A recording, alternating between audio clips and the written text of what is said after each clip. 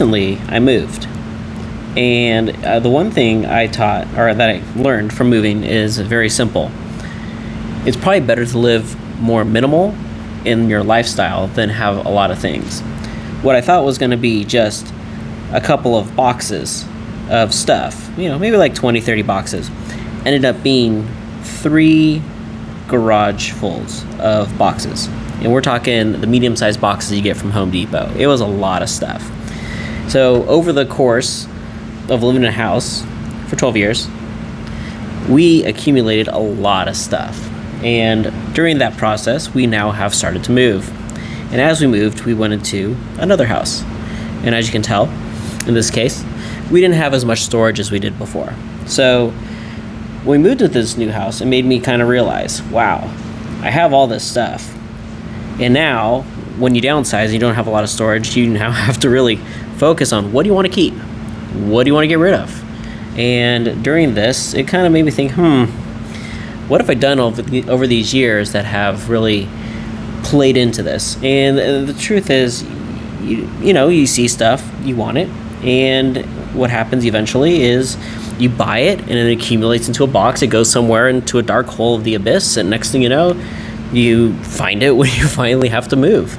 So it brings you down to 3 possibilities: to keep your stuff, to toss your stuff, or to donate your stuff. Now, the one thing I learned about myself is that the stuff I wanted to keep is stuff that I wanted to use on a daily basis. It's stuff that would enhance my life. We're talking about books. We're talking about electronics that I use for this type of usage, or just, to bring on trips and to use as well, for research.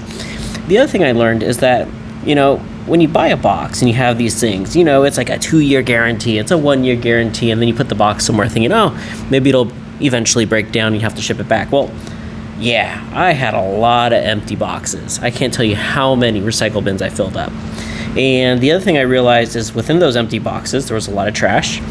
And the other thing I found is that, as you use a container, sometimes you'll sit there and it may be like a peanut jar or a jelly jar, and you sit there and you hold it thinking, I might be able to use that later. Yeah, I had a lot of those too. So in the end, a lot of those got tossed or recycled. Now, the third thing you can do that I found that I've been doing a lot of is actually donating a lot of things.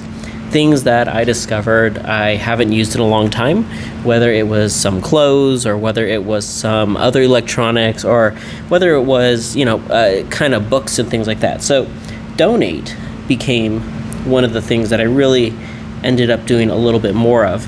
And I really just, can somebody use it more, or can somebody use it better than me? And if the answer is yes, it went to a donate.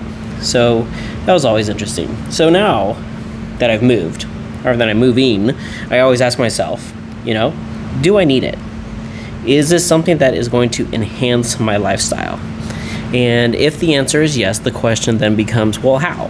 How is this going to enhance my life? What am I going to use it for that's really going to make it worthwhile?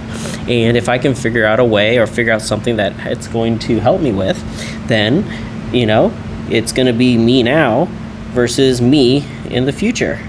So what happens is I ask myself, is this something my future self is going to be happy that I'm doing today? And if the answer is yes, then by all means, making that purchase is what I'll go for. Ultimately, when it comes down to it, when I look at my younger self, when I'm small and you're young and you see the world and you go to all these little stores, you want to buy all of it. You want it all.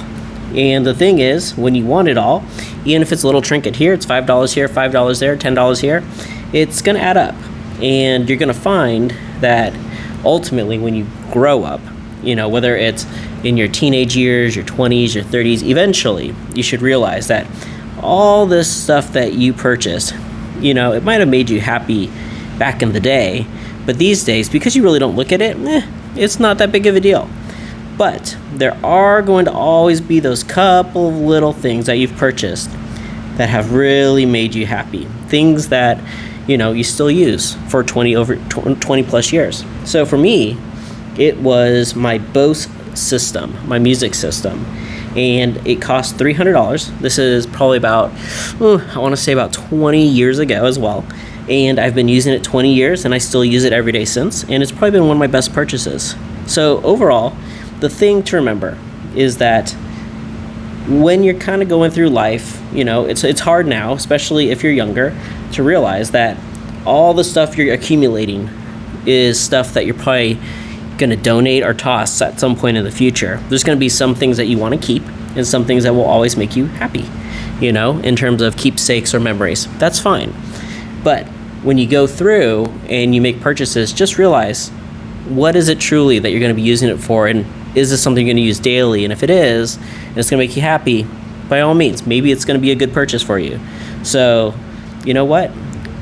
During my recent move, I've learned that I have a lot of junk, and I've learned that maybe living a more simple life in terms of buying less is more, in that using the stuff that I have makes a big difference. Okay? Take care. Have a good night.